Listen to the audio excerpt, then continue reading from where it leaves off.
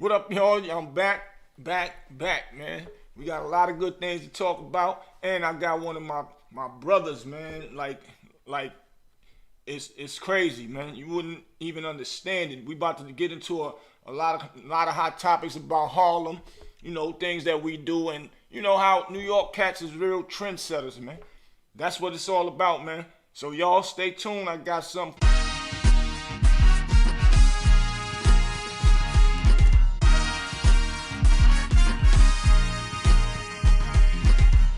Yeah, man. What's up, y'all? I'm back, man. It's your boy Big Boosie, as y'all know.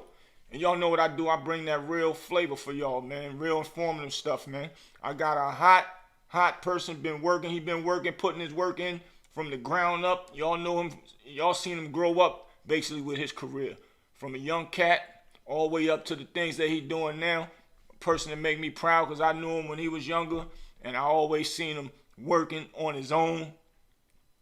Always being loyal, always on time.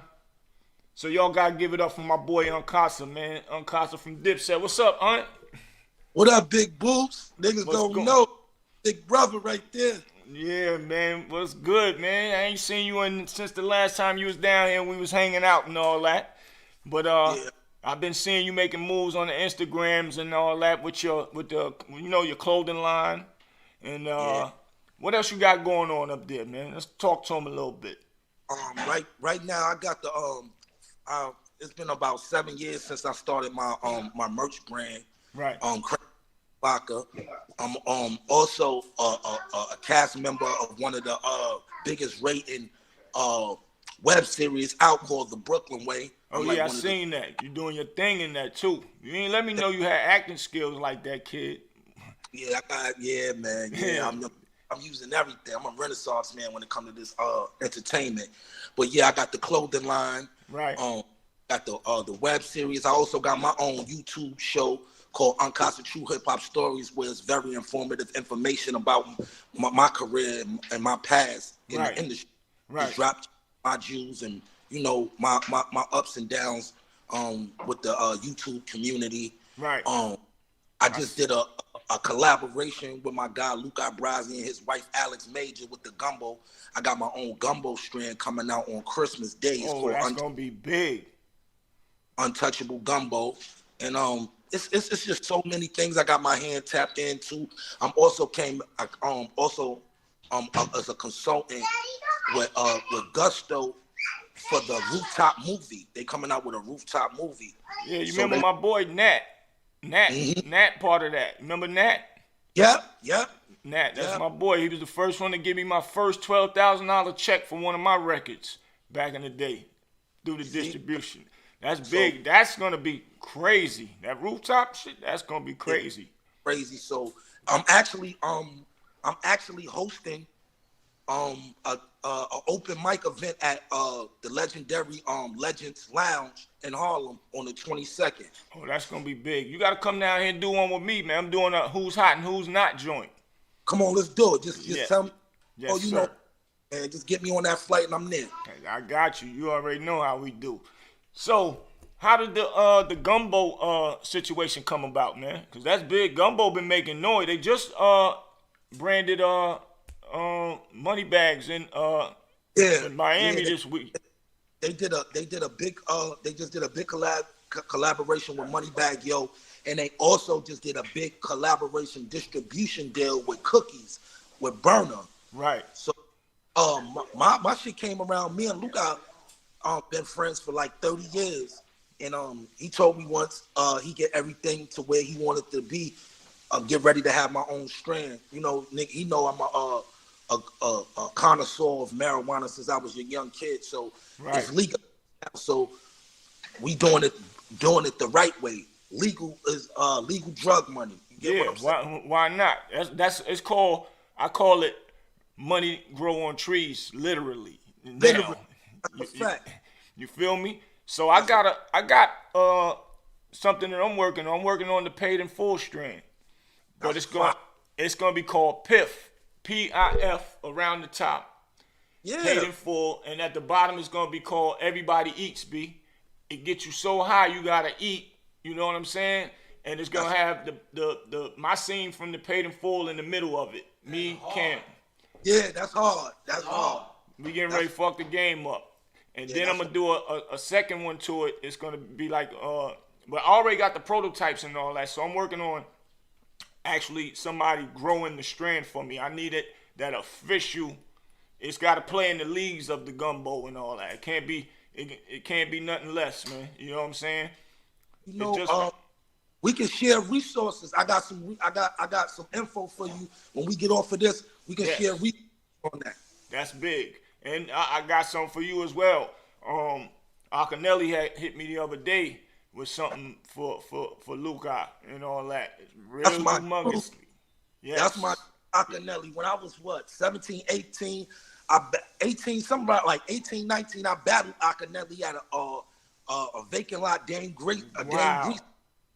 That's legendary right there, nigga. That's legendary. Miami a few years ago, I went down there and supported that too. Shout out to Akinelli. Yeah, man. And when we do get off, I'm gonna send you some stuff, man. That's real big, something he got in the pocket. Humongously big, man. But yeah, that's my brother, man. He's one of the guys that definitely show a lot of love to brothers like us that's trying to get, in situations to better ourselves. You know what I'm saying? And he always play a part like that. I used to open up for him and Nori when I was rapping back then. And Op was at the height of his career, and probably like my third show with him, he used to go out, let me go out there to the board and make sure they got your mics right. This is how you do this. Teaching me the ropes and all that. And he ain't have to do that. That's what type of guy that dude is, man. For real. And this just goes to show you how long you've been in the game. Like, if people don't know, Bootsy was one of the first black niggas to rent out Club Speed, all the floors for a party. Right. Boy, Joe Claire there. Ralph McDaniel. That's a fact. That was McGruff birthday party I do. I'll never forget. Big L was there. Big L. Everybody, man. I spent about $32,000 on that party, man. I remember you had on the white suit with the Gators. I'll never forget. Yes, sir. I had just bought the Benz and all that. We was acting up. That's a fact. Wow. That bring back memories, man. That's crazy. Nah, we had a ball that night. Yes, Nobody was fighting. Nothing.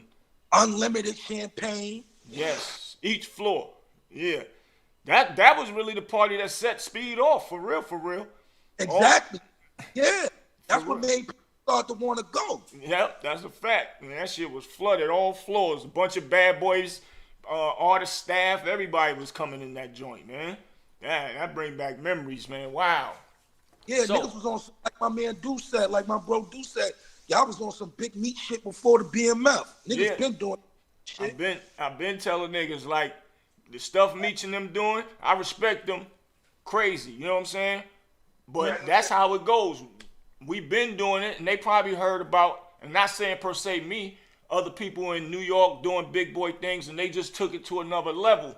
But it's a fact, we've been doing all that. The parties, throwing the parties ourselves, coming through with them big toys, doing with all the pretty girls, all the jury, like we've been doing it. But, somebody always gonna elevate, and it's a blessing that, people see and take, knowledge and go to the next level. That we did it. We took knowledge from other people to get where we at. You know what I'm saying? So that's a fact. And one thing I always say I love about you, man, your personality and your kind heart, and also that you never go looking for credit for nothing. You never be like, oh, I did this, I did that. If you know, you know. And that's what I always. You never was a glory boy. You never was looking for a nigga to give you a patch on your back. You just out your heart, and whatever came from it came from. You know what I'm saying? But you never was one of them niggas. I put this nigga here. I put this nigga there. I put this nigga there. You never did it for those type of reasons. You always did it just because you just wanted to see your niggas eat. Facts, man. That's a fact, bro. And I appreciate that. I appreciate you even saying that right now and paying attention to that, because one thing I know, it ain't all about trying to shine or shine better than somebody. I like to put my friends on and help somebody get right. So if we hanging out, we arguing over who gonna pay for the food this time. You paid for it last time, hun. It's my turn now. Now, You that's feel like what I'm saying? yeah. And you had your clubs in Durham, you booking me coming down there. Like let me tell niggas this, bro. I've never had a one of my mentors get me the bag. Boosie always got me the bag. Anything I ever did with him, he always got me the bag, and he always got me the bag before I even did the work. So I always want to salute you for that, big bro. Appreciate you, bro. No doubt. Girl, help me feed my moms and shit. I don't take shit like that lightly, man, because niggas out here don't do type shit like that. Right, facts. Well, one thing I knew about you, you was always a man of your word. That's a when fact. I first met you through Aaron, Lil Aaron. That's a fact. Shout. And yeah, big shout to Aaron. And That's a peace. Yeah, we dedicating this one right here to my brother Grand Shaka too. We gonna get back to that. All watching right now, that's live. Let's take us a 5-second moment of silence for my man Grand Shaka. Let's do it. Rest in peace, Grand Shaka. Rest in peace to my boy, man. Grand Shaka was the one who taught me how to DJ, man. He the one that made me want to go buy turntables and all that. What was those? It was the Technique 1200. Techniques 1200s and all that. Put your quarter on it so it don't jump when you scratching and all that. Taught me all that stuff, man. I used to sit down and I was a student of his, man. And it's like we can't forget about my bro, man. Like everybody used to buy his mixtapes. He was one of the cats who started the mixtape game around with Brucey B and Kid Capri. Yeah. Word. Like Shaka, what people don't know, and I'm gonna give my bro his flowers now. Yeah. I owe flowers, but the birth of UnKasa was in his room. You was there before me, and I got to. You already know they used to call G Room the room top. Yeah, no doubt. That was the room top. That's a fact. The room top. I know. Like I said, I was there. I was there for a lot of coaches. I was there for a lot of the shit that shaped us to be the men we are today. Right. But Shaka, it was our cool hurt. Right. That's a fact, man. My first recorded, the first time I ever heard myself recorded on a tape was in Grand Shaka's room. First person that ever put a mic in my hand and showed me how to hold the mic. Don't cover the top of the mic. Hold the mic straight in front of your mouth. Right. You ain't got to tell. The mic is going to pick up everything you say. Right. That came from Shaka, man. Wow, that's big, man. And we always used to be in the room, bunch of niggas in the room, and he in there cutting it up. We in there having fun. We'd be either in the hallway hustling, it get cold or it get hot. We like, man, fuck that. It's time to disappear. Everybody go right there in Grand Shaka house in the room and be hanging out with him. He used to love just DJing for us right in there, man. And when AZ used to get his mixtapes, he gave AZ one for free. He gave A one. A liked it, started letting Rich Porter and all them hear it. They used to always come and buy one from him, man. That's a fact. And then Facts. What people don't know, what people don't know is like AZ, Little Aaron, Big Boosie, y'all all came up in the same building. The legendary 723. That's a fact. Legendary 723, man. Pat Porter lived in there. Yeah. All the sisters. That's a fact, man. Also, Grave Digger. Like, that's a fact, my boy Digger. Rest in peace, my boy Wayne. Yeah, word, man.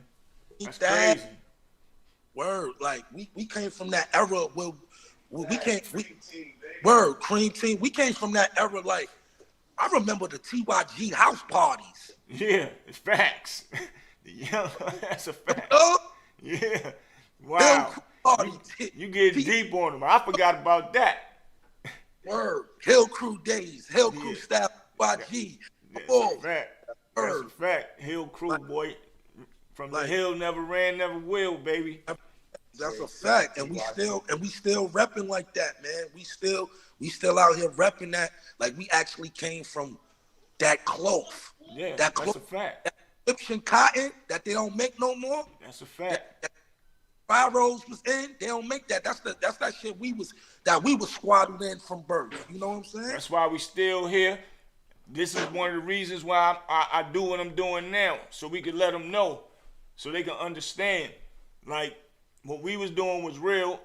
What we was doing was not good to be glorified, but we took a negative and turned to a positive. And hopefully these young cats will follow suit by listening to our old stories and watching what we doing now. You know what I'm saying? Because too much of that killing is going on for nothing, and like it's wild. And I wanted to touch on that because I was shout out to you and Unique for that that great interview. That was a beautiful interview, man. Appreciate I that. watched it about 2 or 3 times already, Boots. Word. I just love seeing my niggas prosper, and I love to see my niggas still working. You know what I'm saying? Right. But like exactly what you said in the in y'all Vlad interview is when you was like, I'm not glorifying what we did, but it was a purpose and a reason why niggas was getting killed back in the day. Right. Niggas pouring over a block, or you owe that ticket on them units you got. Right. Wasn't just no unnecessary we running through. And then in another thing, niggas killed who they want. Niggas killed the person that they was supposed to kill. Yeah. They not standing out of the avenue shooting while old ladies and little kids. Right. Niggas walked up on you, put that shit to your temple and blew your fucking brains out. Facts. That's a fact. I put that in one of my lyrics. Now you got a bunch of niggas that just renegades and just killing for nothing. And shooting. And you don't actually even beefing about Boots, they can't tell you. Yeah, facts. Like, we from the era where we can go from 110 to 155th east to west and expect it. These niggas can't go from 7th to 8th. Yeah, that's a fact, man. I tell niggas that every time, man. I got so much love in Harlem, man. So much love. And I'll give the love back, man, because I love to walk from my block all the way down damn near 125th Street and get stopped damn near every block. What up, Boost? What up? That feel good. You know what I'm saying? And it feels good. When you did your time and you came home like a man, honorable. Facts. Big facts. And that's all we know growing up. Ain't no telling. We not doing none of that. None of that. So that's why I said in there too, in my interview, I picked my poison. Because I know if I get caught, I ain't telling. So if I do pick the poison to hustle, then I gotta go handle that. But other than that, I'd rather do this. And what's fucked up about nowadays, the internet. I said this all week. People are just the new trend is to say the most despicable shit about a person you don't know. Right. That's never been cool because niggas like us, we ain't gonna broadcast, we gonna bust your head. Nah. When we see, we gonna crack your fucking shit to the white meat. Facts. Because they're putting out information that's frivolous and is not true. Facts. And we came from the era, you call a nigga a rat, you better stand on that shit and you better have the paperwork to back that shit up. That's a fact. I tell niggas, man, don't tell me about nigga ratting, man. You ain't got paperwork. I don't care about who told who and he told him and she said this. Even if he is and you don't show no paperwork, don't do that. Because where we come from, niggas will fuck you up for that type of shit, man. So don't do that. And what they doing to Gunna is so unfair right now, bro. Yeah, I wanted to get into that, man. Let me tell you what niggas don't understand, right? I'm listening. All right. Everybody's playing out.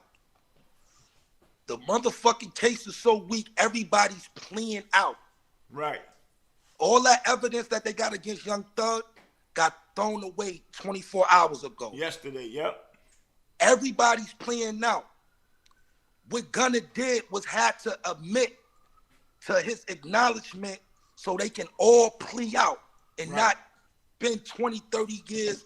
If y'all don't think that Young Thug informed him through his lawyers and through their lawyers That's to do what we just was saying that earlier, me and my partner, man. So I'm listening, bro. Right? He had to take the plea so everybody can plea out. What he did was save them. Right. He didn't act. They asked him simple questions. Right. And if they go back to trial, he can take the fifth. Right. You know, Right. you can't just go around this rat. Yo, they got a video out. Somebody found out where his car was parked. That they throwing blocks of cheese, slices of cheese on his car and all that, bro. Yo, that man is crazy. That man was formed to do that because they was going. Them people was gonna take that initial evidence and try to fry them with it. They did it illegally. Them boys spend hundreds, if not millions of dollars on lawyers. And it's not a federal case. Right. Right. That's crazy. They whole prosecution crumbled in front of their eyes yesterday. They don't know what. Yeah. That was a big win for Young Thug yesterday, man. So everybody come home and everybody get their time served or whatever they gonna get. A lot of people got some apologizing to do. Yeah, that's a fact. And not only that, nobody ain't heard from Young Thug yet to say if he did it, I told him to do that. I told him to take that plea. Because if he did, it's smart for him to get him out. The reason why he can't do that is because none of the co-defendants could have any verbal, written, any type of contact until this case is over. Right. So the guy was sent through the lawyers. Exactly. Exactly. That you going home. It's the holidays. Go get your bag back up. Right. This against me is getting thrown out. Right. So I'm gonna either get time served or I'll be home in a year with a monitor or whatever. Right. Everybody getting out on the case. The case is weak. Right. Fact. He had to get to that. He had to take the plea to admit that he didn't take the stand. He didn't make a statement. Right. All he did was take his plea. But what people trying to say with an Alfred plea is when you tell them, you know, everything what you was doing and all that, it opens up the door for them to figure out other things like dry snitching on the other co-defendant. So it'll give the case something to work with on the co-defendant. So you know that's what Lil Boosie's saying. That's what Gully TV Cat saying, and you know all the people that is saying that he is ratting. But after he's never been in that situation, right? And I ain't never been out on no Rico. And right, so that's why I'm saying, like, yo, I would rather wait to see what if Gunna told him to do it. And then now people want you niggas talk about honor and standing up. They want this man to be locked up for the rest of his life. If he would take 30, 40 years for some shit he had nothing to do with, he's an honorable nigga. He's a stand-up nigga. Right. But then he take a plea that they all have to come. Gunna wouldn't have took that plea if everybody didn't agree on it. Thug told that nigga, yo, Gunna, go admit whatever. As long as it's an alpha plea, cool. Because niggas is ratting. So for the evidence not to come out that can bury me for the rest of my life, take that plea. Take that plea. Right. Get your time served. Right. I'm getting this evidence thrown. Once I get this evidence thrown out, I'm on my way home. It ain't no case. Right. Facts. And so it give him chance for his boy to go out there. So if Thug told him, go ahead and take that plea, go ahead out there and make some more money. Just keep making the money because you're not really a rat. So once he actually say that he ain't a rat, the world gonna have to apologize to him. Once they say that was our plan, that's how they had to beat the state with that shit, then that's a power move, man. That's the only thing I can say about that. It ain't ratting. If me, you, and Duke, we in the car, right? And we know we all got some. He just be with us. He just get money, nigga. He ain't really into what we into. Right. As grown men, we tell him, yo, we gonna take ours. Right. Admit to your shit. We gonna take ours. Right. Don't worry about it, rat. This is our ploy. This is our pawn to get everybody the fuck up from under this. Right. Facts. You get what I'm saying? We can get the rat now. Once all this, we can really get all the rat ass niggas away from us that we know that took the cheese. Right. And we can start our lives over getting this bread. Right. Facts. That's a big fact. So I was like, definitely dangerous niggas in the game. We got like these, yo, bro, as much as and I don't mean to say it like this, Boots, but I know you gonna feel me on this. As much as motherfuckers tried to condemn motherfuckers like being unruly, how they was, right. that shit needed in this game because there's too many fuck niggas that's able to say and do shit to niggas because they got a phone. Right, right. When those type of niggas was in New York, it was order here. You just that same no fly shit that's going in LA, that shit was once here in New York too. You couldn't just be walking around New York. This shit got as a fucking Thanksgiving sweet potato pie. Right. That's a fact. We don't got no more motherfuckers that you check in with here. Nah. We got that shit back into place. And I'm not saying on a negative way. It got to be some big dogs from our region that motherfuckers answer to. So a lot of this shit stops. Because niggas can just go on Clubhouse or go on their Instagram and say anything about a nigga to piss on a nigga's character. Yeah, and that's man. not shit. And what's crazy about it, it's like the negative information travels quicker than positive information. Everybody want to hear something negative about somebody. Like, that's crazy. And you know, I'm the type, man, I don't feel like, don't be in my ear talking about another nigga. You know what I'm saying? Like, I ain't really with all that. But the majority of these niggas that do have these platforms that just go at people on a negative or come up with something to say about them that's not even really real, and they just like guessing just to get their numbers up and all that, that shit is fucked up. And you know, that's what I'm staying away from with this one. Nah, you got positive shit. Like I got people up. I got a couple of people that be wanting to bring me on their platforms, but they always want to go at the negative. I don't really got nothing negative to say about niggas, because you know what? A lot of the guys I was dealing with at the time was young. Right. We all make mistakes. Right. We might didn't we at the time we might didn't have the knowledge to take care of business the way it was supposed to be taken care of. Right. Fact. But at the day, as men, you can admit when you're wrong. Right. And move on from that if it don't go in flows. Sometimes it's so super personal. I done went through so much shit in my life due to the music and just being loyal and getting into shit, inheriting niggas' problems by default, just because I'm a part of it. Mm-hmm. I've never been a nigga that's looking for attention.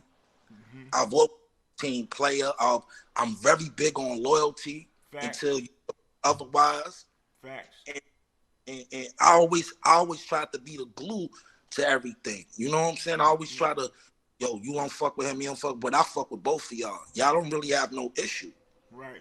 Facts. And if you stay the fuck away from him, he stay the fuck away from you, there's no problem.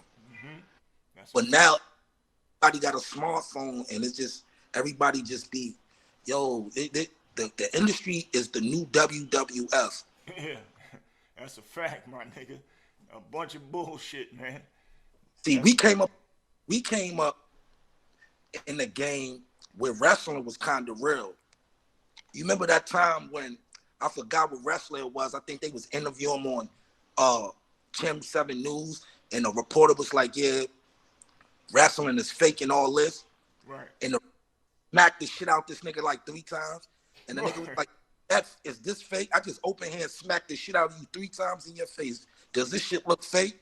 Because we came with the Jimmy Snookers, the Iron, the Hulk Hogan. You might get what's the name? Savage. Hulk Hogan, got the Andre the Giants. Dog and all that type of shit. Yeah. Now we got motherfuckers that's coming, popping up out the ground. Just a bunch of dramatic shit that doesn't exist. And that's what we rap game right now. Yeah. And that shit's sad, man.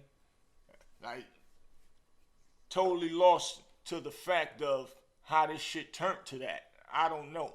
One thing I do know, how these young cats is beefing is because the internet now, the social medias, they can beef over social media, and then they don't see each other. When we used to get in beef with people, we either had to see them at the club or bump into them at the store or something just happened on a walk by.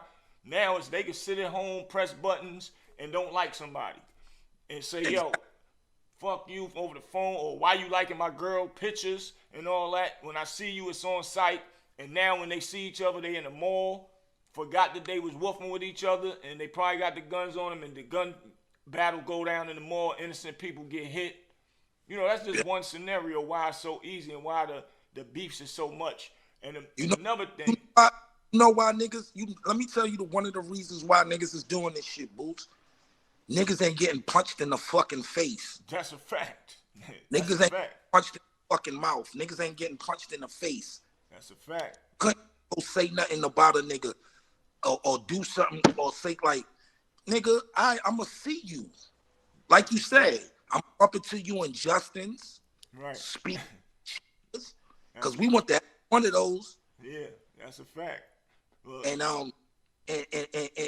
people the respect, it's like nowadays it's totally twisted because niggas be like, yo, I'm gonna get my clout from being an asshole and disrespect the people instead of getting clout and getting your name up for just being a good nigga. Right.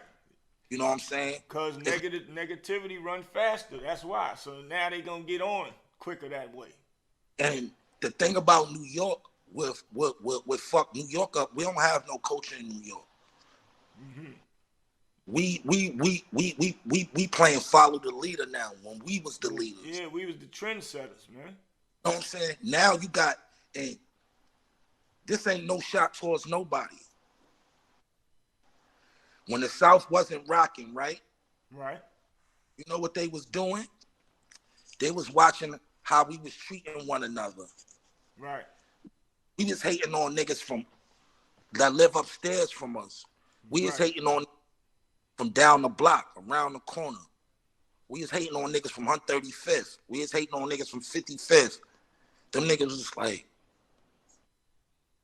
I know how we can beat these up north niggas. Mm-hmm. Let's stick together. Right. And even if we got a problem, we let the money override all that. Let's get the bag. I told niggas them Atlanta motherfuckers stick together, man. For real. You know what they put an artist out every goddamn month, even if he a one-hit wonder. And they from all sides of Atlanta. Facts. Just be from all sides of Atlanta. And nigga see a young nigga, a little 18, 19-year-old nigga got a hot song in the club. He going crazy in Magic. Nigga be like, yo, oh, I like that little nigga. Right. Yo, I'm here. Yo, let's go to the studio. I'm going to do the remix for you. Right. Facts. And now you got a nigga like, that's how the Migos popped. Yeah, that's right. Drake got on their joint and they went out of there. When a nigga want to hop on your record, it's a whole different plane, bro. Yes, that's a fact, bro. That's a fact. And that's what Atlanta, that's Atlanta success is in Atlanta right now because everybody's continuously pulling each other up instead of stepping on a nigga fingers when he trying to grab the other part of the ladder. You know what I'm saying? They showing each other the formula, how to work a record and how to push it. You know what I'm saying? A lot of us hold back information. You don't want to tell the next person what to do. It's enough money for everybody. Just tell them how to maneuver. And that's why we lost for so long, because we hid information. And I'm trying to switch that narrative, and the game is to be told, not to be sold. Right. Facts. And that's a good thing, because that's how I've been moving, man. That's how. That's why what you said earlier, because I always wanted to see my people win. Mm-hmm. I can't eat by myself. I can't go have fun by myself. Like, so why not show them what's going on? I still might get eat with them also. They told me one time before a couple years ago, I was talking with some cats that know about Puff when Puff was pushing Craig Mack. Uh-huh. That nigga said he had to take Craig Mack to L.A. blow the song up in L.A., then bring it back to New York. Mm-hmm. New York is one of the toughest markets to sell records because it's like we hate on each other, man. And now we don't even really have a market. We don't really crazy. have a, all the playlist is paid for. So if you hear this song 9 times a day, it's payola. Facts. You know what I'm saying? Train the brain.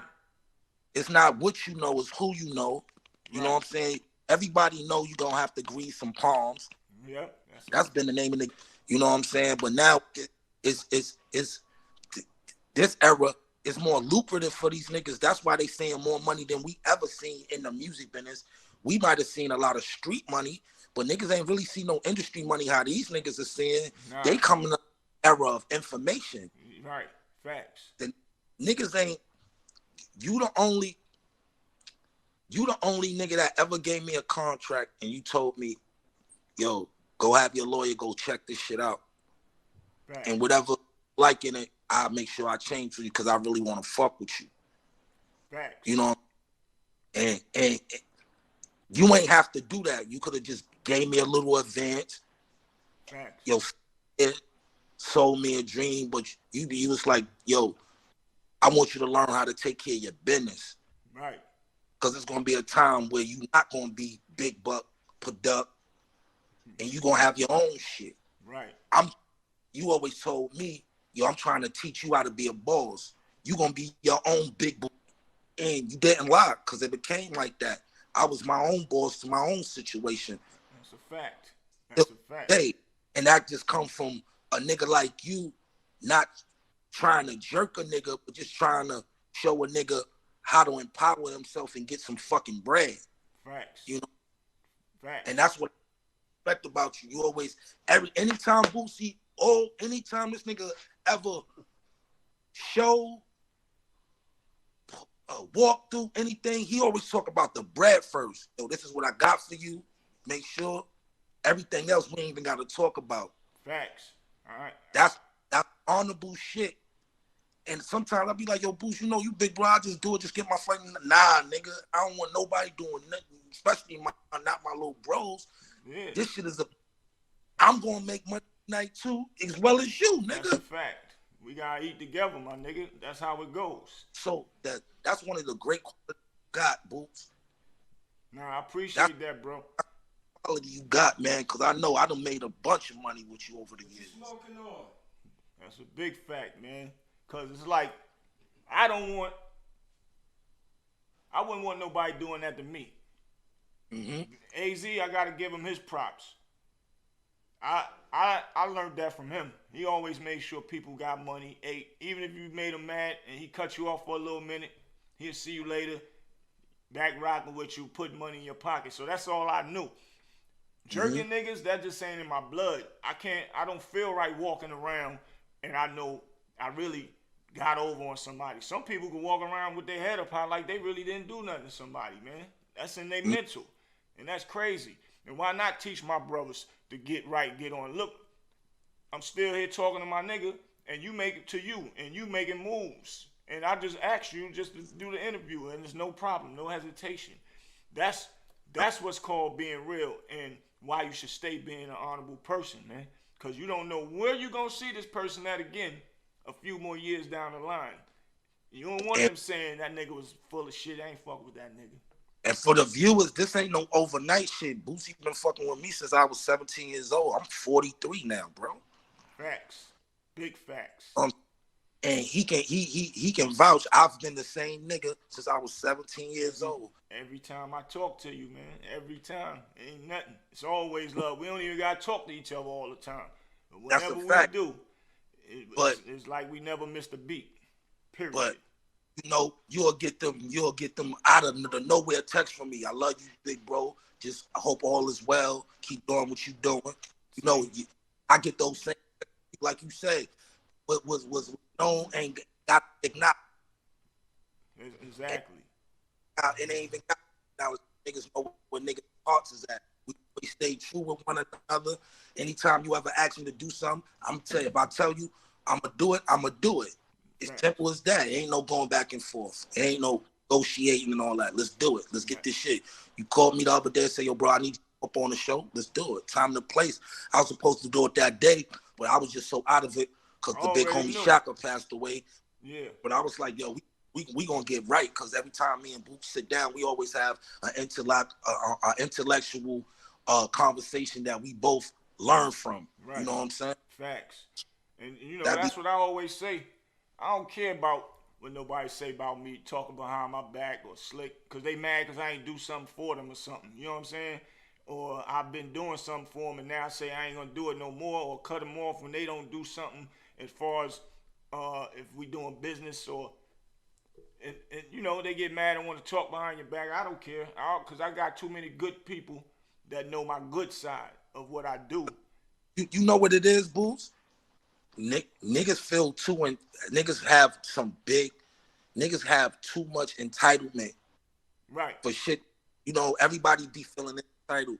Whether it's your kids, your mother, your brother, they niggas just feel, nigga, come out here and put your feet in this dirt with me too. Facts. I don't give a fuck who you is. And like I tell everybody, yo, get all that negative bacteria, bad energy away from you. I don't give a fuck if it's your mother, your father, your brother, your daughter, your son. If they bad energy, get them the fuck away from you. Yes, facts. Don't what it is, because that shit'll rub off on you. Yes, bad, it will. Yes. Hereditary. Energy is real. That's a fact, bro. And be loyal to the ones that's loyal to you. Loyalty only works when it's reciprocated. Right, facts.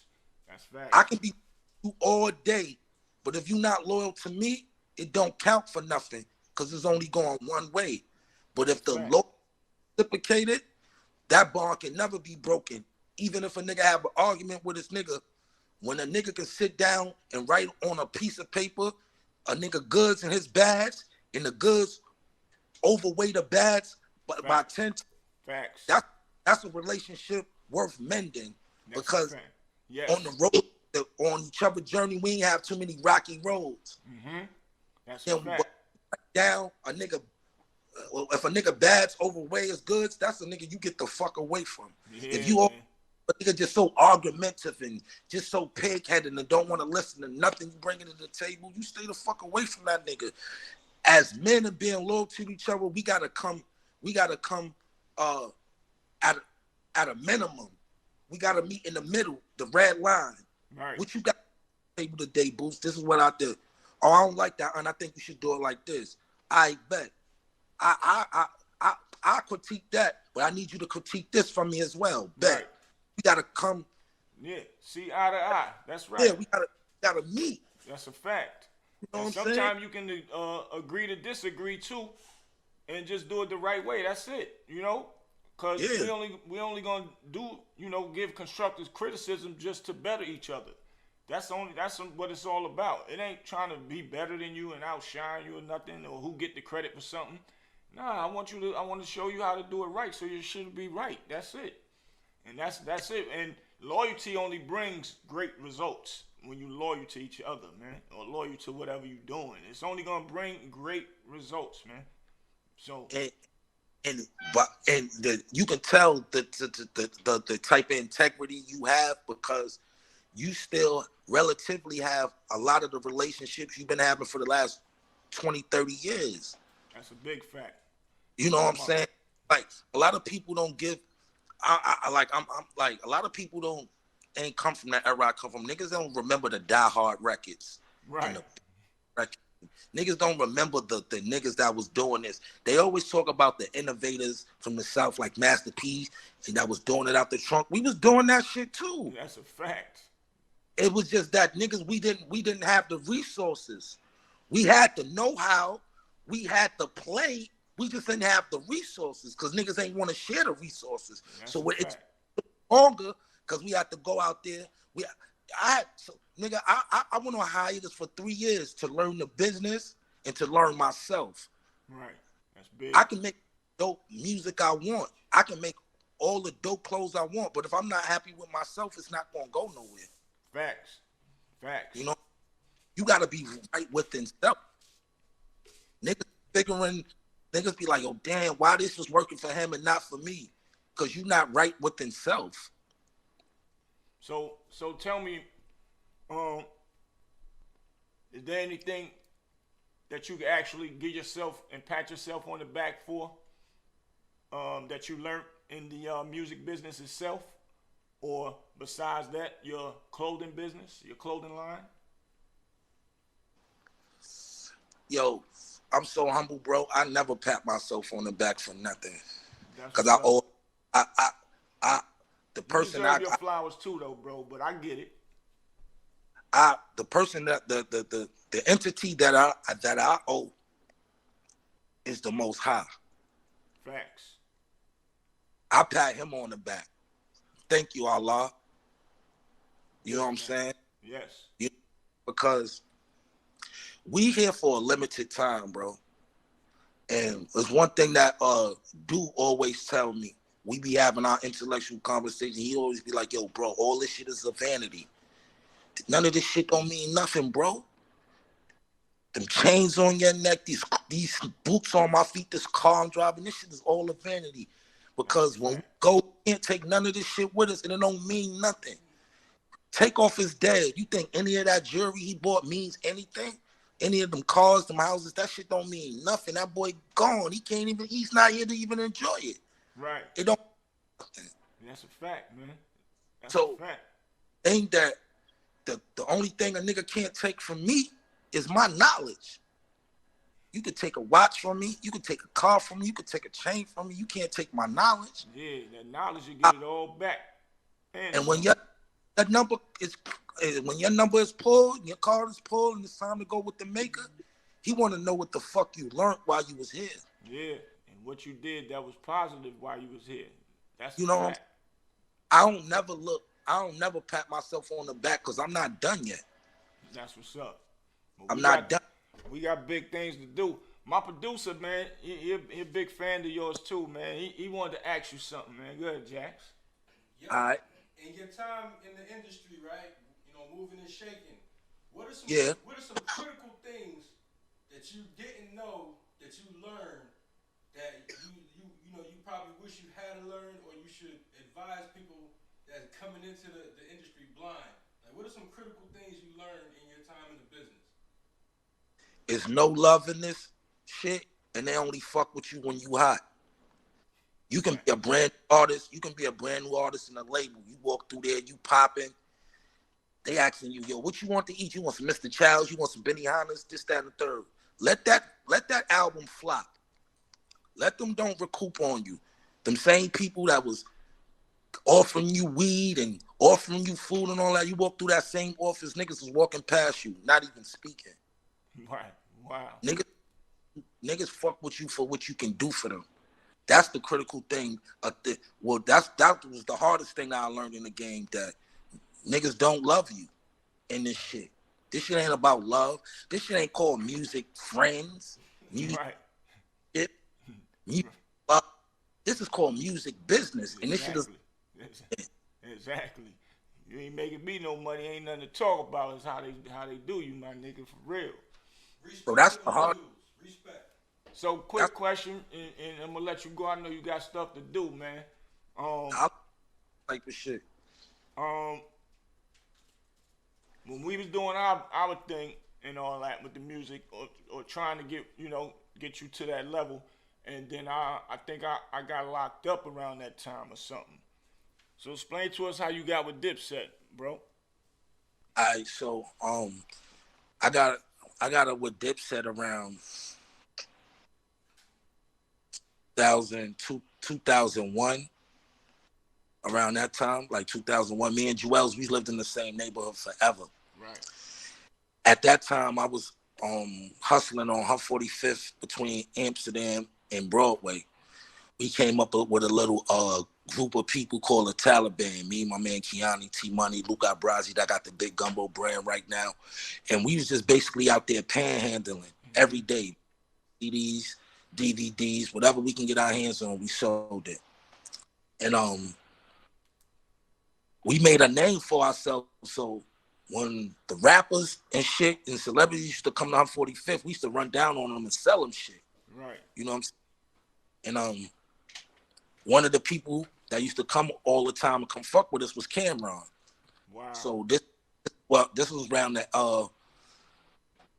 Matter of fact, let me go a little back. I say I would start fucking with Cam like around 1999, 2000. I'm Okay. gonna say around the SDE days, because I remember they was doing "What Mean the World to You" and all that. Right. Come to her 45th and fuck with us. This before Jimmy was rapping and all that. This before Juelz Santana. This before the Rockefeller deal. They still was on Sony. So yeah, Stan Spit was down with them at the time. You're right. Exactly. Yep. Stan Spit, rest in peace to Fat Sean. That was Cam crew at the time. Six Figure Digger. They was the original Diplomat. So Cam used to come through all the time. Right. And one rainy day he came through with me and Luke. I was sitting in the van smoking weed and shit. And I basically introduced myself and I was like, yo, that's dope that you signed my man Juelz Santana. That's a good look. So he was basically like, yo, you know Juelz and all that. I was like, yeah, that's my bro and shit, LeBron and shit. We from the same hood, Battlegrounds, all that. Right. On 50. Man. So he was like, you the nigga they be saying spit? So I was like, yeah. So he like, let me hear something. So I spit like 50 bars from Cam. And from that day on, Cam was like, yo, you Dipset. I fuck, you know what I'm saying? That's what's Man, up. down with the set. That's big. As time went on, like I said, we would sell millions of CDs. I mean, like, for real, we would sell over 10, 15,000 CDs, like, in a day's time from 7 in the morning to 9 at night. Like, going to re-up 1,000 CDs, 3,000 CDs, is 2-3 CDs in a box at the end of the night. Shit like that. Right. Every day for years, for 5-6 years straight, we was doing that, right? Wow. So my man Key was like, yo, I'm tired of selling all these niggas shit. You the fucking rapper, nigga. Make a tape and we gonna sell that shit out here. Mm-hmm. So I was like, nigga, I'm with that. Right. We started recording these mixtapes in the little hole in the wall studio. First bundle of songs I got, pressed it up on CD, made a little mixture cover. It ain't even have no picture on it. Just said the best UnKasa over freestyle beats, and that shit blew. My man Kiani, he was like, yo, we gonna monetize this shit. I'm like, monetize? What the fuck you talking about, nigga? Right. This before internet, any social media. I'm telling you, this is 1999, 2000, early. At a young age. At a young age, 18, 17, 18 years old. Not even 20 yet. So he like, yo, we gonna monetize this shit, nigga. So I'm like, monetize? What you mean? He like, yo, we gonna, anybody that buy this CD, we gonna make them sign their name and they address in a book and how many purchase. Next thing I know, weeks go on, we filling up black composition notebooks full of names, front and back page. Wow. Some niggas is buying 5 CDs, and you know, in this era, it was a whole lot of money on the streets. 45th was the place to come to get you know what I mean, and your clothes. That's a fact. A gold mine. You know what I'm saying? So anybody that would come on that strip, I'm selling my CD to. Yeah. We out there, we go get a parking spot 7 in the morning. We ain't leaving until the last sneaker store closed on that shit. And that's 9 o'clock. So imagine 365, even on a rainy, snowy day, we out there selling CD, merch, anything we get our hands on. So now we got this big conglomerate of people that's out there from Harlem, from the Bronx, all the celebrities, all the rappers fuck with us. Now we got music. Now this shit is buzzing. Right. You know what I'm saying? Buzzing. Anybody to come home 45th, I'm battling them, chop them niggas heads off, send them niggas on their way. So now it's like, now it's a big thing. Like, yo, it's a kid on her 45th, UnKasa. That nigga's nasty. So now all the underground upcoming niggas is coming to fuck with me. Lincoln. Right. You know what I'm saying? God bless his soul. Fred the Godson, J.R. Ryder. He was Fred the God was in a group at the time called TBM.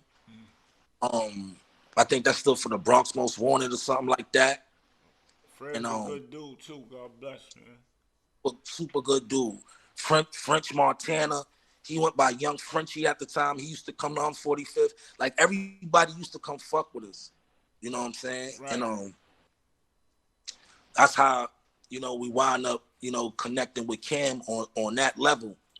So one of the guys that used to come fuck with us all the time was this guy named Headquarters. He was a big promotional guy. He used to ride around in a promotional van and give out the merch and shit like that. But he used to come buy the weed and come fuck with us. So he was also the head promotion and A&R for Raucous Records. You remember Raucous Records with Most Def? At the time, I think Howie McDuffie at the time was the CEO. Right. I remember Raucous, definitely.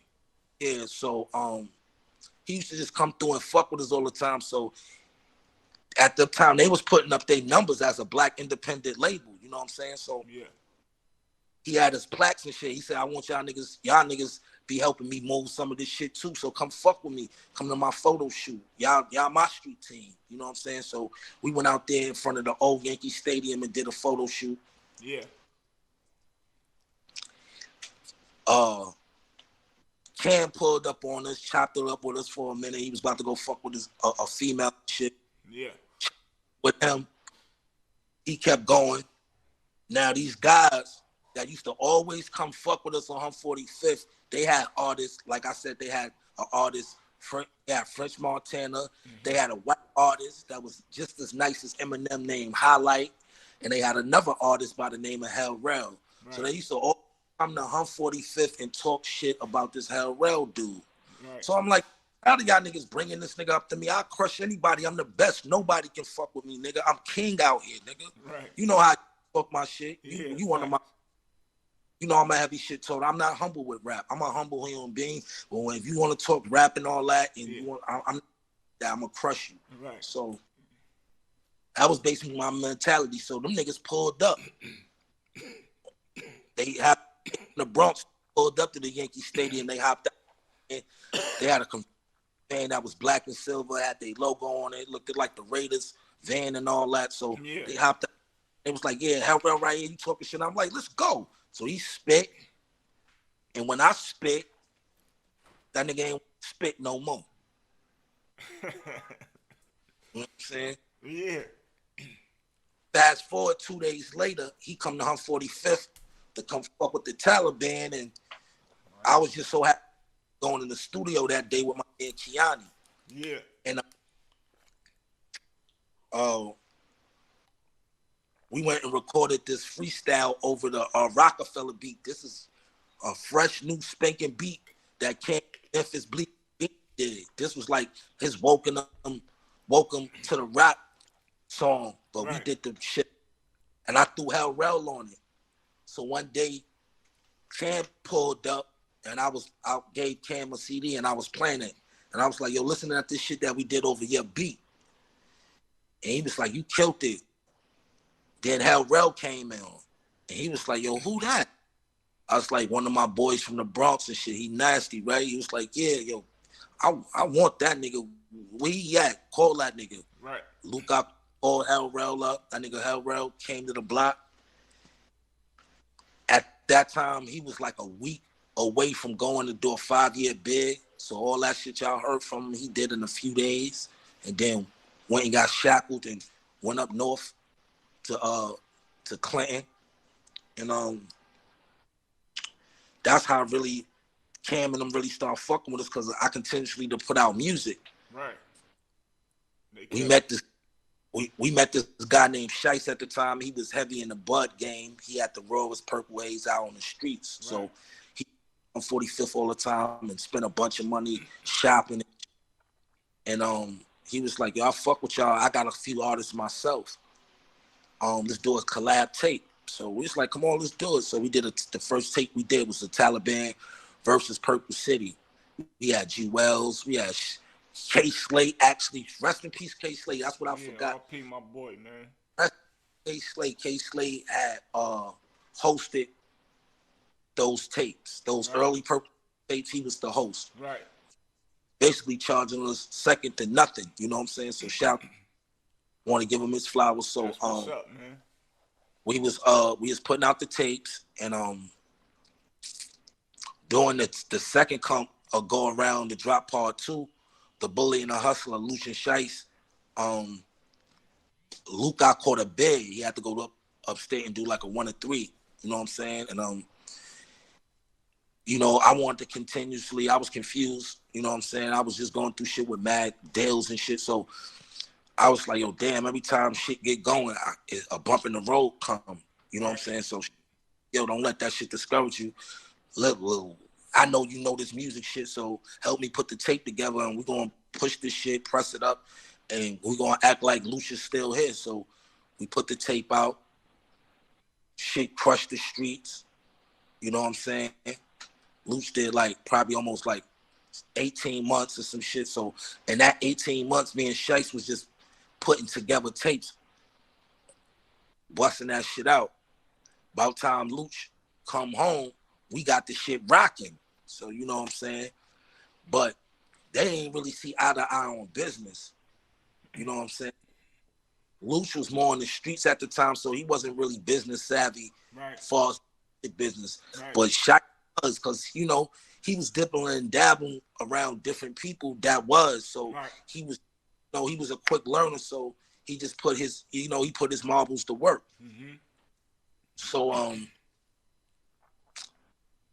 So I seen the friction coming, so I said, yo, so nobody don't feel like slated or nothing like that. Right. Luch, get you some paperwork, I'll sign it, and you be my management, and I'm gonna continuously do this, put these tapes out with Shice. We're gonna keep this ball rolling. If it ain't broke, ain't fix it. Mm-hmm. We wind up running a studio, getting our own studio, shit like that. And we start putting out all these dope themes and dope pull-out covers and shit like that. Yeah. And we really buzzing this.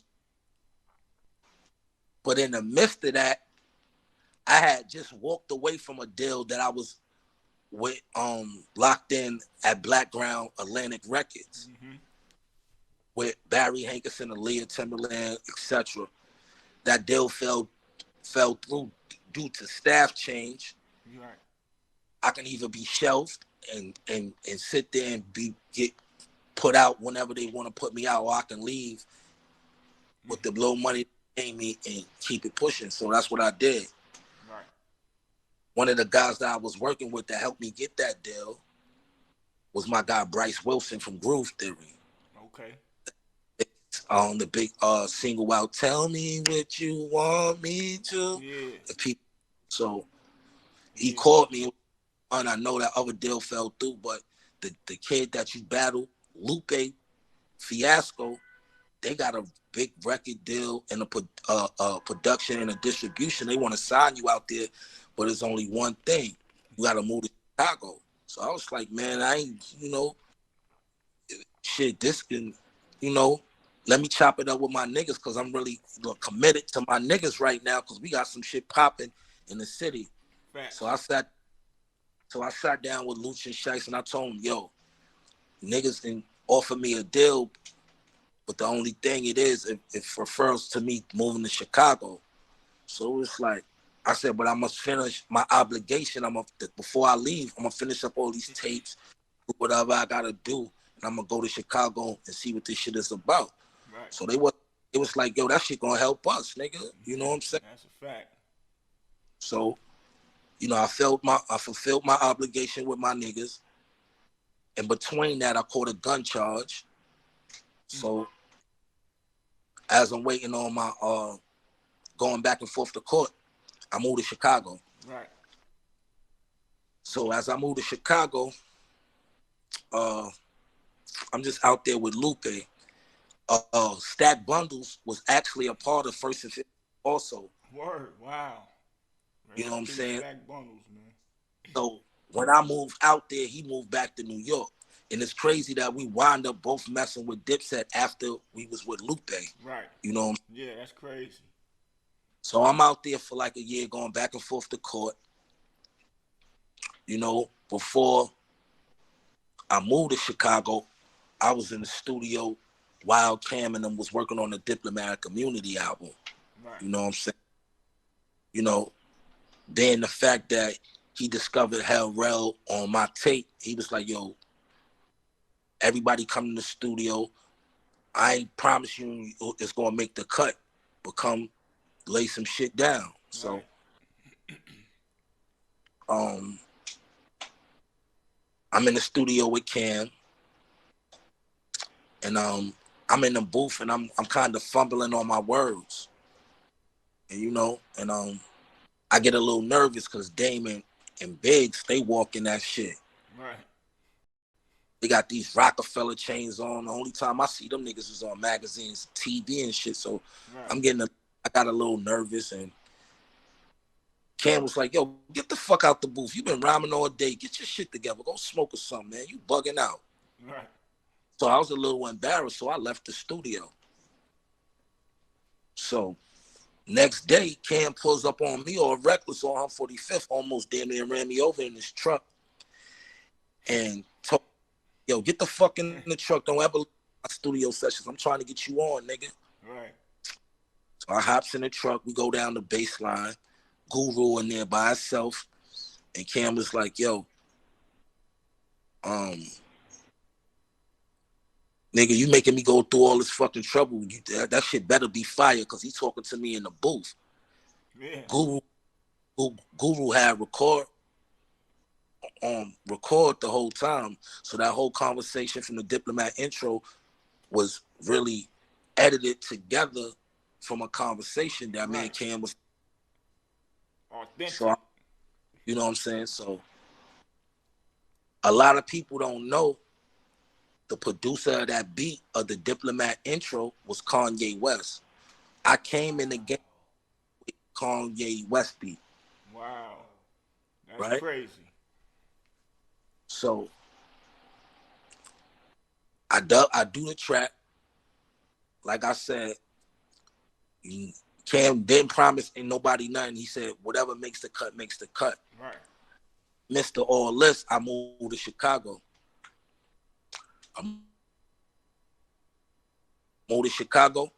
Recording a bunch of music.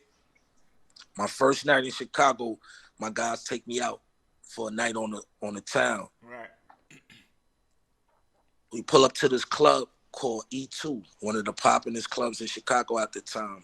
But when we pulled up in front of the club, I just got a real fucking bad vibe. Mm-hmm. So I told niggas, I'm not going in that club. And they try to talk me into prove that they was the toughest niggas in Chicago. And I told them, it's not about how tough you are or who you are, what this is. Right. If I'm in New York and I'm going to a party and I'm not feeling it, I'm not going in. So don't take this personal.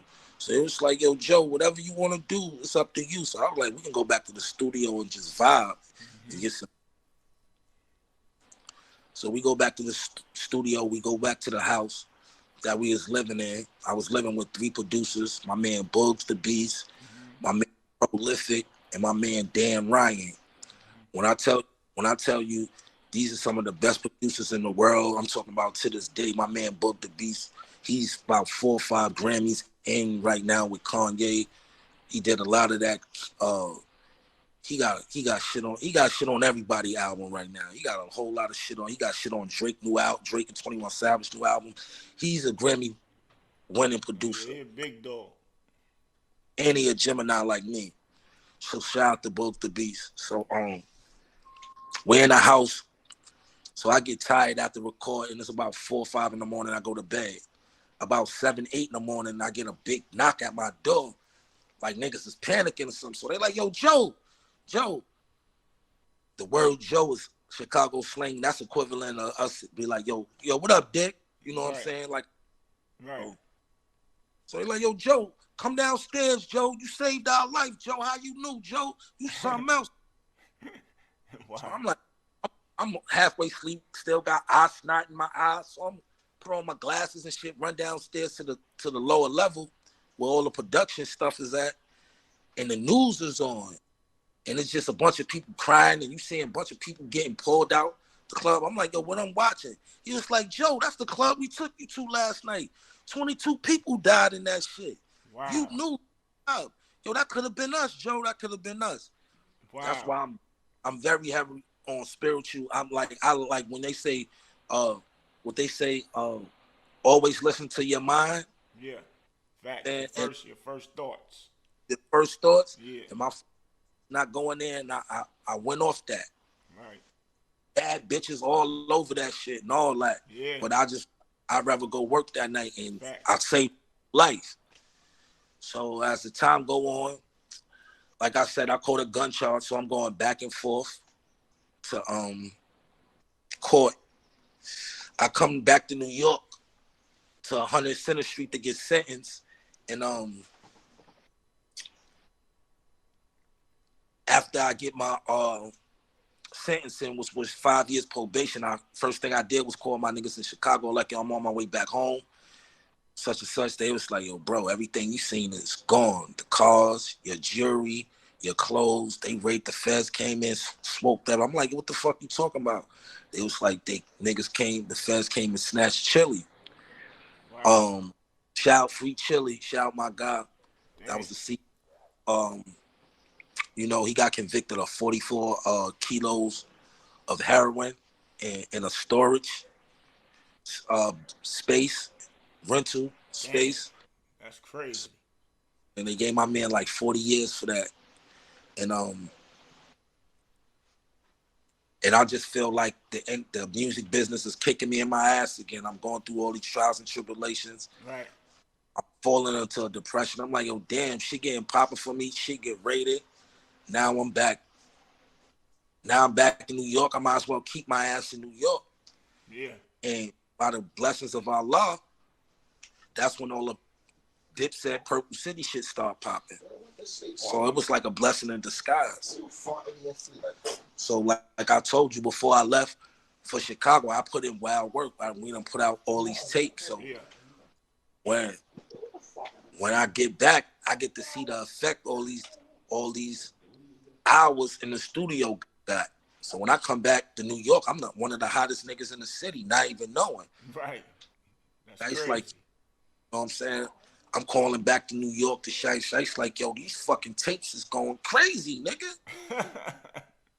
Selling out, nigga. I got a little no bag. internet. Yeah. Well, I know anything. I got a little bag. No, you have to be outside, Facts. handling like.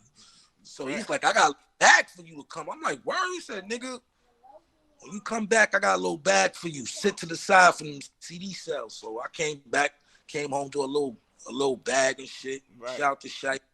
And that's when everything started popping, and then the CDs paid off until this guy named Chuck Wilson wanted to sign us to a 50-50 venture deal with his label on Baby Grand. So Right. like right after the mixtape, we caught us a deal. But before we caught the deal, we had put this song out called Purple City Bird Gang. Yeah. Shot in the middle of Harlem, paid like $30,000. We shot on 30mm film. Mm-hmm. And the rest was history. The next thing I know, I'm turning on my TV late night, BET Uncut, Purple City Bird. Wow. Watching Video Music Box, Purple City Bird Gang. Watching BET, Purple City Bird, and I'm like, damn. And it's crazy because after we shot the video, unfortunately, Shice's crib had got robbed, right? Yeah. They took the money, a bunch of jewelry and shit, and you know, he was kind of depressed. He didn't want to fuck with nobody after that. Right. And all we that video, right? We was like, yo, we got this video, we sitting on it, we sitting in this funk. How we gonna get this monkey off our back? At the time, you know, Smack DVD was real heavy in the streets. Right. So we gave the video to Smack. He put it on the Smack DVD. That shit spread like wildfire. Wow. The reason how our video got on BET, our video was snuck through the service of Def Jam by Camron, being affiliated with Camron and Jim Jones. So when they was putting their videos through, our shit was going through that Def Jam service. Right. You know what I'm saying? Right. So it was like the promotion that we would have probably had to spend thousands to get this video placed. Yeah. We got that shit through Def Jam. Right. You know what I'm saying? That ain't So, a blessing, boy, from God. What? so you know, we caught the deal, and what was another fucked up part about being in the industry, realizing that niggas don't love you and all this shit is fake, is that it be your own niggas that be mad at you for getting on. Yeah. We men, Chase got our deal. We hardly got any congratulations from the niggas we was around. And that's the whack shit, my nigga. Like, for real. Like niggas was not happy for us. Niggas was actually bitter and mad and did everything not to co-sign if they had to. And if they want to co-sign, they wanted us to give them half our budgets and shit.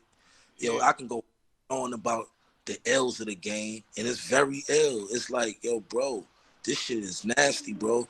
That's why, like, when God put people in my life to show me it is fair niggas out there, such as yourself, you know what I'm saying, that you always told me, like, yo, I'm gonna make money regardless, nigga. I'm trying to shoot. I'm good. That's a fact. The big face hunters, like, look, nigga, I'm good. I'm doing this for my niggas. I love y'all niggas. Y'all niggas got talent. I got money, outlets, and resources. I'm gonna put this shit to work. Fact. So at the end of if it worked or not, we took a chance with each other. That's a fact. And no, I'm fair with you. You know what I'm saying? That's nigga being fair. Like, what else can you ask for? Like I said, you could have just flashed a bunch of money, mesmerized niggas off you big bootsy in the streets getting money from here to Durham, and just going off that. Thanks. and use your street manipulation skills just to get your young niggas under you signed, give us a few dollars, and sell us a dream. But you ain't do that. You gave us a choice. You can be like, you can sign this or not. I'm gonna do me regardless. But if you sign to me, I'm gonna make sure your best interest is at my hands. Facts. I'm gonna negotiate some shit that I would sign for you. We not doing nothing with nobody if I'm not feeling it. If there's something I wouldn't do, I'm not gonna put you to do it. Yeah, and I don't want your publishing, none of that. You do it, you keep all of that. Let's just make some money together. And I'm cool with that. Whatever I teach you and you get in a position, what I did for you, do for another nigga that deserves that same chance. That's a fact. And that's what I go off, and that's what's not in the game. Everything, you know what I'm saying? Yeah. Like, bro, we came up under that real code of the streets. We came up under that real underground part of the music business. Like I said, before Bad Boy was really big, it was Big Buck Productions. Before that, it was Young Guns of Harlem. You always try to put your best foot forward when it came to that. Even if you said, fuck it, I'm a rap for a few albums. That's a fact, motherfucking you right. Know? So, yeah, like, and only a fool not gonna learn when he around bosses. Yeah, that's right. That's right. That's the only way to learn. It don't go off of age. You can be an 8-year-old and learn from anybody. The only thing you gotta do right is observe. Me, I will observe the game. See, me, I'm cool with not being number one in the room. Me too. That's a fact. I'm cool with being number 11. I'm cool with just being a part of the team. I'm cool if you bitch me on and we win a championship. I go get a ring. Still gonna get a ring. That's a fact. I might have not been a power source for the team to win, but I'm still a part of the team. That's a fact. I know how to go, nigga. If you you can be younger than me, but if you the boss and it costs for me to go to the store and get the ice in the cups, I'm gonna go to the store and get the ice in the cups. Yeah. Ain't no with me. See, that's the that I always was mad about, because I was like, yo, I know I'm dope. I know I'm talented, but I don't have no ego. Why you niggas is running off so much ego-fied shit? Right. You know what I mean? I don't got no ego. Like I said, I go to the store. Ain't no problem. I don't make me a little nigga. Nah, not at all. I'm just your homeboy. Want to look out for you because you can't That, make it to the store. I can. Fuck it. I got Speak to him, That's a word. fact. I don't mind doing that. We throw a barbecue, niggas we with every day, they ain't got it. I don't mind putting in the extra 50. Me and you know how many people me and Do fed off of that old essence? All we talk about is the essence we came from. Mm-hmm. We always stand on that hill shit. We always differentiate ourselves away from niggas like, yo, bro, you gotta understand, we hell niggas. Right. It's a totally different upbringing from being a hill nigga and a down the hill nigga. And that's no respect because I happen to have the best of both worlds. But I'm just saying, when it comes to being territorial and what you rep and what your roots are, you know a nigga gonna rep that hill. You get what I'm saying? Came from the west side, top of that hill. Yes, sir. You know what I'm saying? We just going off of shit that we see that you was doing. Pat Poose and them niggas was doing. G. Law and them doing. AG, we just going off carrying tradition. Who are us to fuck it up? That's right. We just this era. So it be like times do be like, nigga, I don't even give a fuck who put in. Yo, what you got? Come on, let's do it. Right. No doubt. We ain't just doing no Franks and hamburger cookout. Right. We got steak. We got barbecue chicken, lamb, rice, macaroni salad. I'ma love shit, cooking and marinating shit just to feed the hood. We might not even get a plate, but we just happy that we can actually bring more than 50 people together. Right. With drinking and intoxication and the liberation, and everybody go home safe. And we wake up and we can do it all again tomorrow if we choose. Again. That's right. That's a big fact, bro. That's how we don't really be. I'm 43 years old. I had my time out here playing, man. The streets is a myth. It's not the same. Nobody is off. Nobody goes off of moral respect and integrity. Yeah. Integrity is the best. And being a man is the best quality that you can have is integrity as a man. Yeah. If you have integrity, you definitely have loyalty and respect from your comrade. Right. You know what I'm saying? All that shit out the window now, man.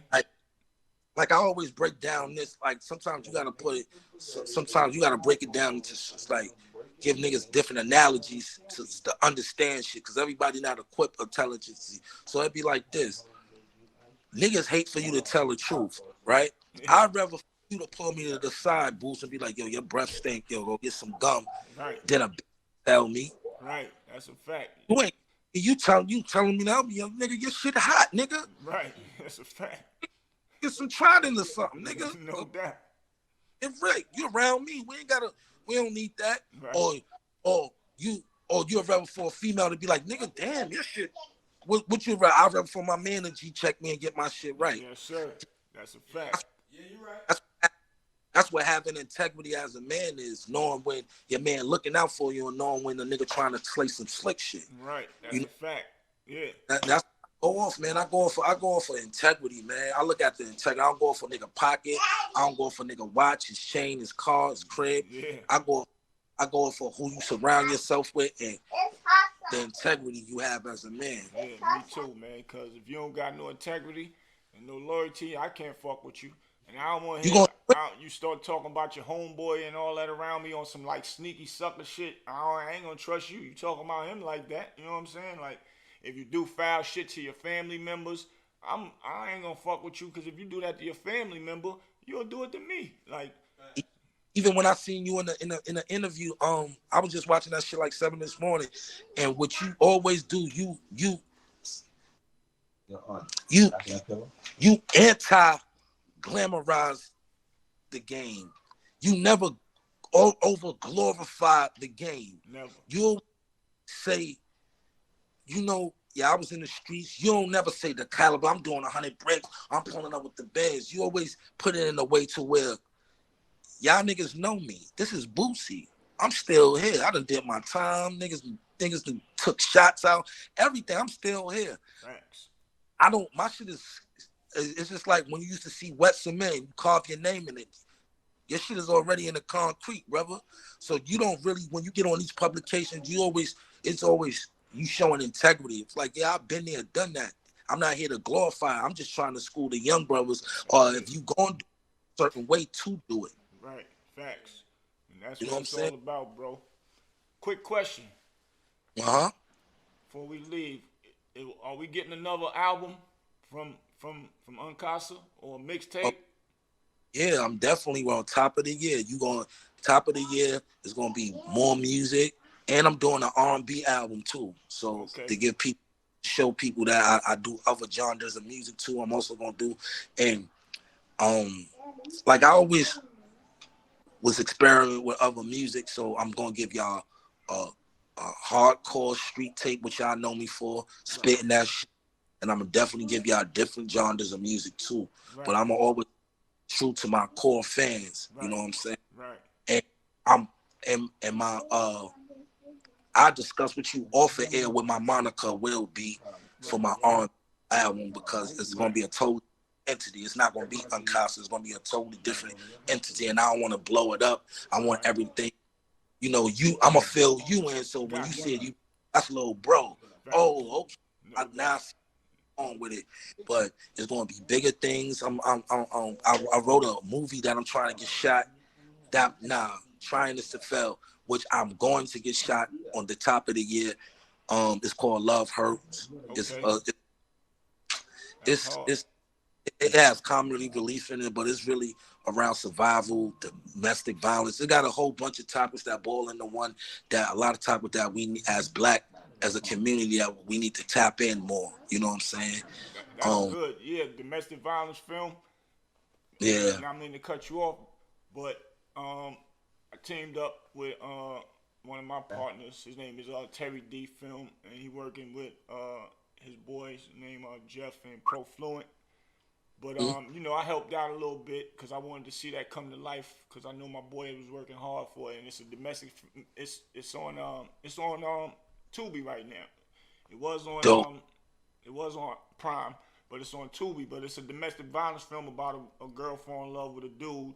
He acting like a good guy, and then later on, his true colors come out and was beaten up to the point where he almost killed her. We got Joanna Man in there, Omar Gooden is in there. It's a good story, being that you said that. And see where you thinking that is smart because most of our films be all about bang bang, shoot 'em up, and all that. You know what I'm saying?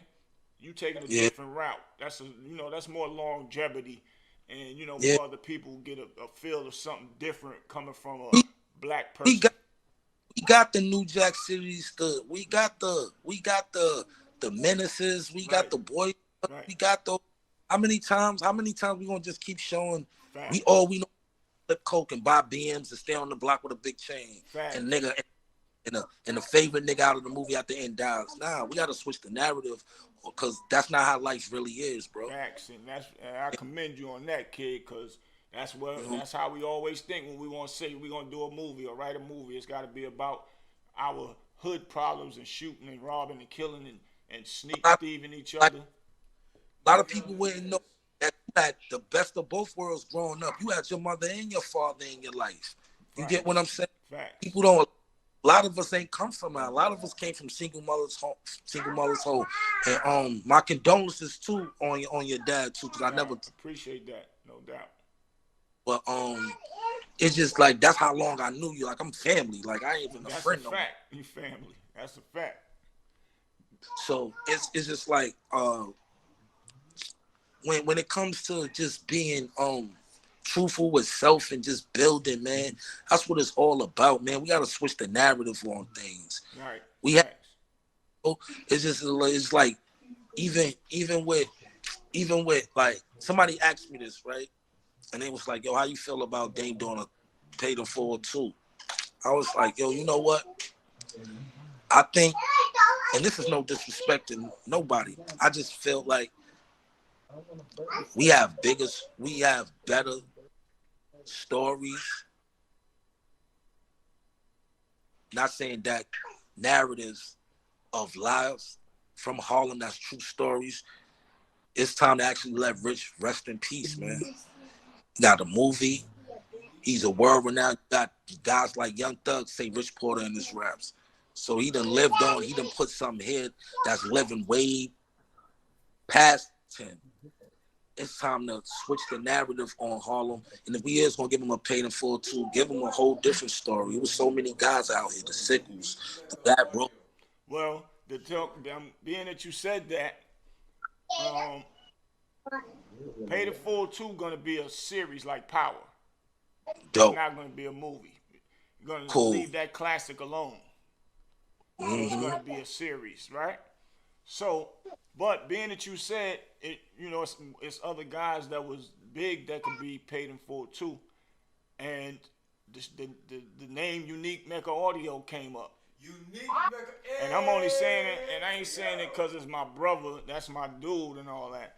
I mean, the history just speaks for itself. He was the one that was doing it big after A&M, if not bigger. You know what I'm saying? He was, but that story, the story alone, Club 2000. Like, if you wasn't like, not too many niggas could say they was in Club 2000. I happen to be one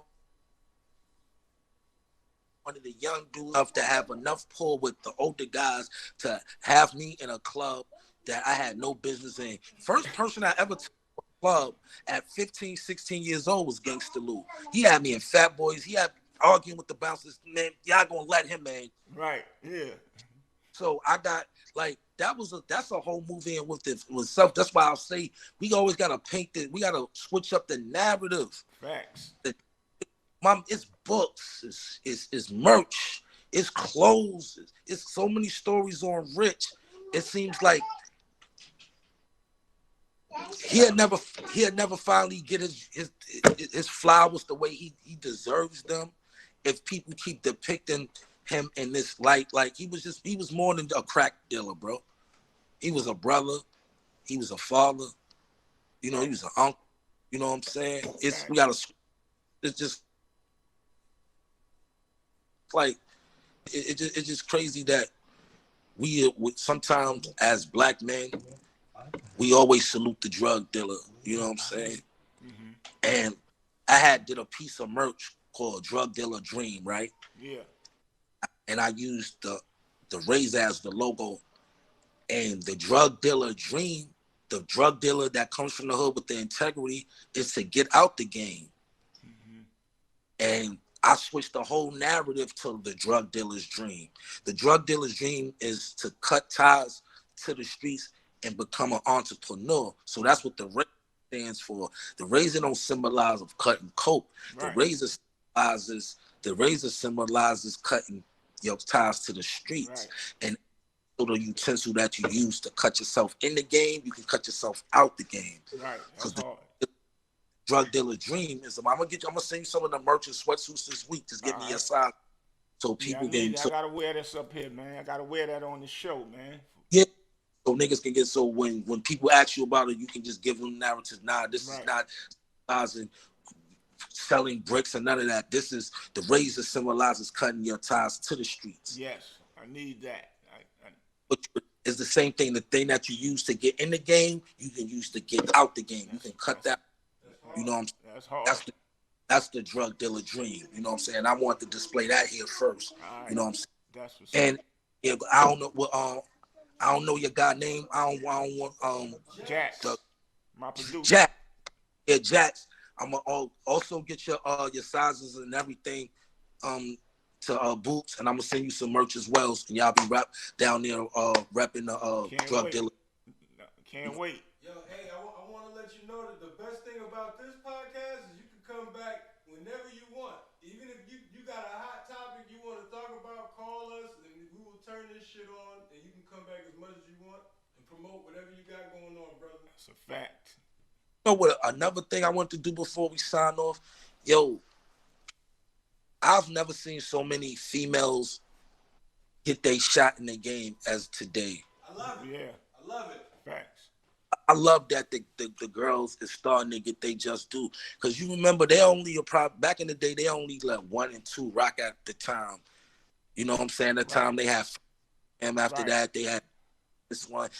And then Nikki came and reigned supreme. Right.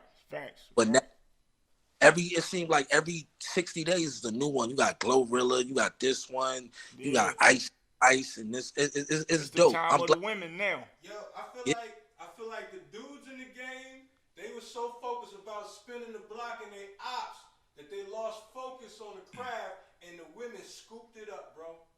They can't, No, niggas can't fill the void, and they all coming in, and you know what? I love it. And this is what I was. That's a fact, dude. And this is what I want to. This is why we on here. I want to chop it to you. I wanted to come down there where you at, Boost, and do like R&B nights. We need to start bringing the love back to the game.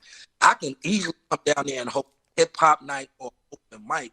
Let's do a fucking R&B night. Give out some rose to the ladies on their entry. Fly, Yeah, I'm Harlem with that. type shit, you know what I'm saying? Like really vibe off some R&B. You know what I'm saying? Yeah, I'm with that though.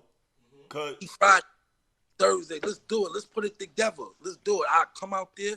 Let's do it, man. Right. For real, like love, because that's what's missing from the game. The love. You might have went in the studio and was talking your Young Guns of Harlem shit, but when you was riding off in that Benz, it was some Luther playing or some mean motherfucking right. Frankie Beverly or some shit. That's right. Y'all niggas That's a go fact. off. I been like, yo, this nigga talking all this gangster shit. This nigga ride off playing Gotta this ride smooth that smooth shit, my nigga. Like no shoot. Anita Baker.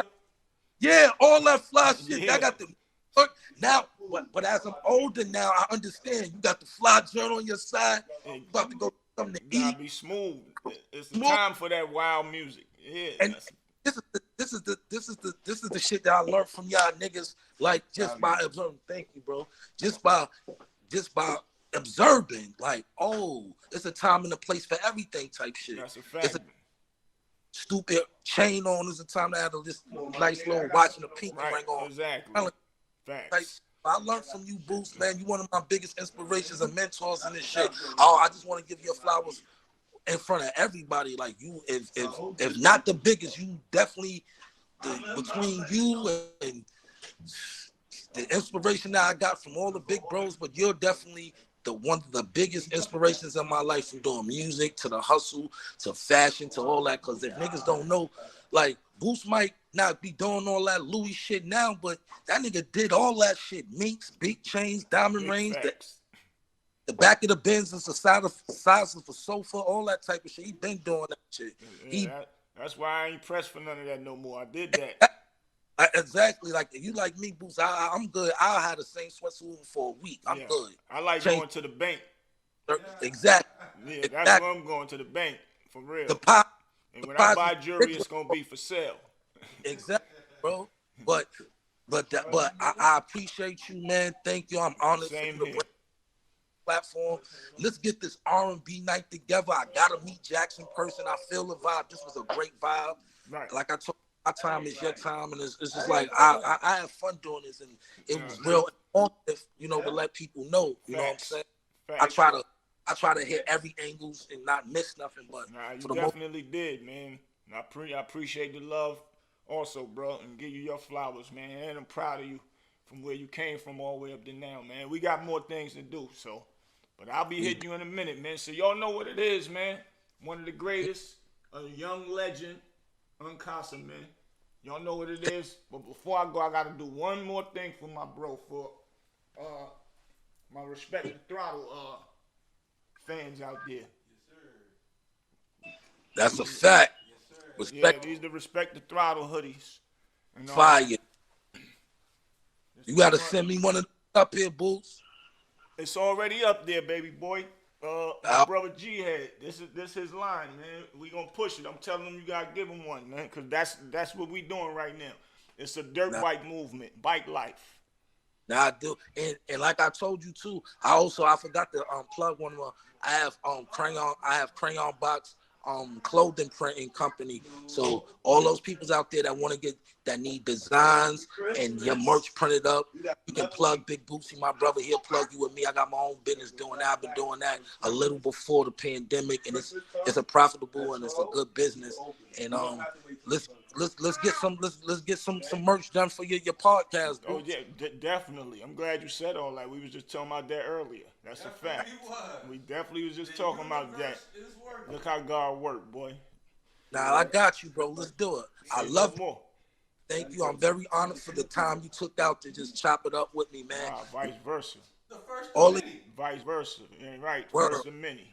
young guys, before we sign out, all the young guys out there that's watching, man, everything is about integrity, man. It's a lot of things you can do out here, man, besides just sliding and spinning on the block. But always know, whatever you do, it can be hustling, drug dealing, whatever you doing, always have integrity or whatever you doing. Always do something for a righteous path, not out of emotion, not because you mad. Make sure it's on a righteous path. Because even in the Bible say an eye for an eye and a tooth for a tooth. You just gotta go dig deep enough for the metaphor what the Lord really meant in that. You know what I'm saying? Facts. But, you know what I'm saying? So, yo, I love you, Boots. Thank you, too, Jack. G. Love, Thank you. love. Respect, bro. Anytime y'all need me, I'm here. It's one call away, and let's get this on tonight because I'm really into that. I want to come vibe with some nice Southern ladies and just chill. Get that good. I make beats too, bro. I got a joint, man, tailor made for one of your peoples. We gonna talk after this. I'll hit you in a few minutes, All right, bro. I love you, Boots. Love you too, kid. Y'all know what it is, man. Right there, y'all just learned a lot of hip hop history, a lot of Dipset history, a lot of how it actually starts when you are actually promoting yourself as an artist and what it might turn into if you stay consistent with it. So you know what it is, man. Another episode of that street knowledge. I'm only gonna bring you the knowledge, man, for real. And it ain't all about the streets. It's just about how you work your magic, man. See y'all later. Your boy Big Boosie signing out. Let's go, Jax.